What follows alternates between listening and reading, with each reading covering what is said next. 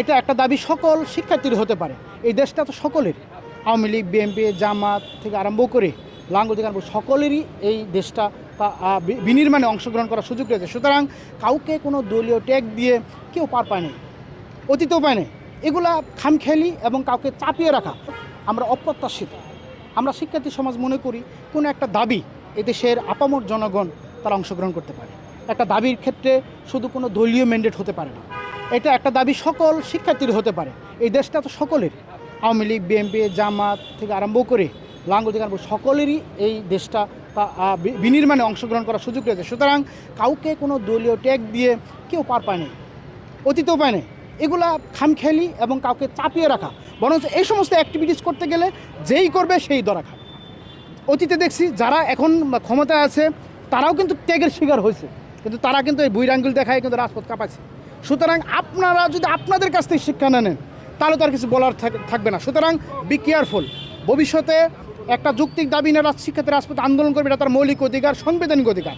এটার এগেনস্টে গিয়ে, স্রোতের বিপরীতে গিয়ে আপনারা যদি কোনো কথা বলেন, এর ফলাফল আপনারাও যেমন ভালো করেন নাই, আপনাদেরও ভালো হবে না। সুতরাং আমি মনে করি সবসময় শিক্ষার্থীদের পক্ষে থাকেন, শিক্ষার্থীদের কষ্ট বোঝার চেষ্টা করেন, তারপরে আপনার সরকারের অন্য অন্য সংস্কারের দিকে আপনারা হাত দেবেন। সর্বশেষ জানে এই কোঠা আন্দোলনের আগেই থেকে এই বয়সবিদ্যা আন্দোলন শুরু হয়েছে।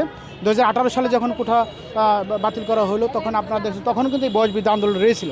সুতরাং কোঠা এবং 35 আন্দোলন দুটা কিন্তু পরিপূরক, একটা আরেকটার সাথে সম্পৃক্তযুক্ত। এই যে কোঠা আন্দোলনটা যে গত 2024 সালে যে কোঠা আন্দোলন হলো আপনারা দেখছেন, এই আন্দোলন কিন্তু আমাদের এই 35 প্রত্যাশীদের সর্বোচ্চ অংশগ্রহণ করেছে। প্রথমে আমরা রাজপথে থেকেছি, আমরা সংবাদ সম্মেলন করেছি, পাশাপাশি কোঠা আন্দোলন এবং 35 আন্দোলন কিন্তু ওতপ্রোত জড়িত। সুতরাং তারা কিন্তু জানে যে এই ছেলেপেলেগুলো দীর্ঘদিন ধরে রাজপথে লড়াই সংগ্রাম করছে। এখন সরকারের একটা আবহাওয়া বা সরকারের একটা বাতাস শরীরে লাগছে বলে যে আপনি যা ইচ্ছা তা করে দিন, সরকার শিক্ষার্থীদের চিন্তা চেতনা বাইরে কথা বলবেন, সেটা আমরা শিক্ষার্থীরা মেনে নেব না।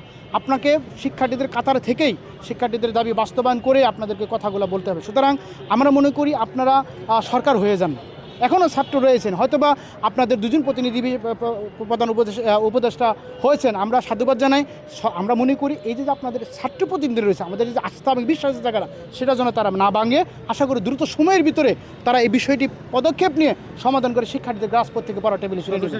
যখন রাজপথে আন্দোলন লড়াই সংগ্রাম করেছি আপনারা জানেন, আমাদেরকে কিন্তু প্রশাসন শাহবাগ থেকে ধরে নিয়ে গিয়ে আমাদের কিন্তু 2টা মামলা দিয়েছে। 2023 সালে 10 জন একটা মামলা দেয়, এই 2024 সালে 11 মে হায়দার পিটিয়েছে, আমাদের মাথায় আঘাত করেছে। তারা কিন্তু আপনাদের জানেন এডিসি হারন আমাদেরকে মানুষ মারছে। আমরা এই প্রতিকূলতা সহ্য করেও রাজপথে টিকে আছি একটা কারণে, এই দাবিটির পিছনে লক্ষ লক্ষ বেকার তরুণ যুবক তাকিয়ে রয়েছে যে হ্যাঁ তারা অল্প সময় পেয়েছে মনে করে হয়তো আমাদের কাছে সময় চাচ্ছে। তবে আমি মনে করি যে আপনারা শিক্ষার্থীদের কথা দিন, ক্ষমতার বড়াই না জনতার বড়াই করে। আমরা সব সময় বলি, এই যে নাইট আমার খুব কাছে ছোটো ভাই, সাজিদ খুব কাছে, একসাথে আমরা তাদের সাথে কথা বলেছি, আন্দোলন করেছি। আমি আবার বারবার বলি যে আপনারা জনতার বড়াই করেন, ক্ষমতার বড়াই করেন না, তাহলে কিন্তু জেলাই শেখদ। অতএব আপনারা এখনও শিক্ষার্থীদের কাতারে চলে আসেন, শিক্ষার্থীদের কথা শুনুন। আপনাকে সব কিছু করতে হবে বিষয়টা এরকম না, যৌক্তিকটা করেন, অযৌক্তিকটা করতে হবে না। আপনারা যৌক্তিক বিষয়টা করে দেন, মানুষের কাছে গ্রহণযোগ্যতা পাবেন, আজীবন ক্ষমতা থাকেন, আমাদের কোনো সমস্যা নেই। কিন্তু মানুষ যেন সুস্থ থাকে, মানুষ যেন ভালো থাকে, মানুষ যেন মানুষের অধিকার থেকে বঞ্চিত না হয়, মানুষ যেন যৌক্তিক অধিকার যেন আদায় করতে এই রাজপথে এসে যেন পুলিশের হয়রানি শিকার হতে না হয়, এটাই হলো আমার বার্তা।